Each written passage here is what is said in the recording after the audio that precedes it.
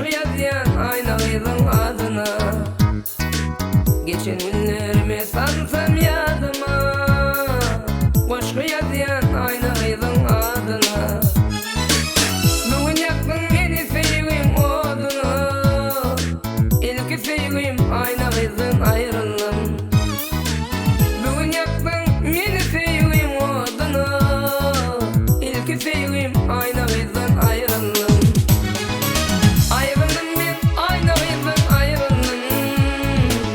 Bu ayrılık dostlar var yine ayrılık. Ayrıldım ben aynalıydım ayrıldım. Bu ayrılık dostlar var yine ayrılık.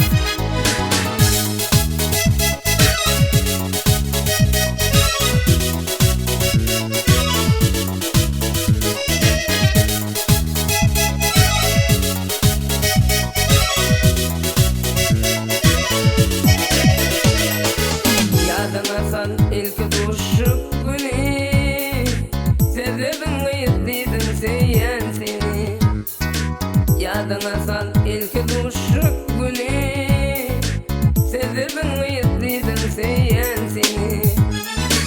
Bugün ara düştü ayrılık günü. On sever ya aynalıydım ayrıldım. Bugün ara düştü ayrılık günü. On sever ya aynalıydım ayrıldım. Ayrıldım ben aynalıydım ayrıldım. Bu ayrılık dostlar var yine ayrılık. Ayrıldım ben aynalıydım ayrıldım. Bu ayrılık dostlar var yine ayrılık.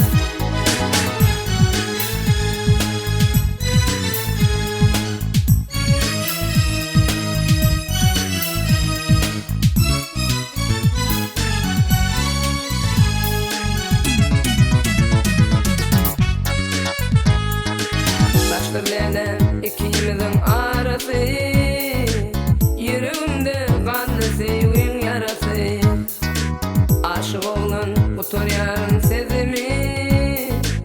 Mıdan gülüp baktın güler yüzüme. Yakta sakla benim aydın sezimi. İlk sevgim aynalıydım ayrıldım. Yakta sakla benim aydın sezimi. İlk sevgim aynalıydım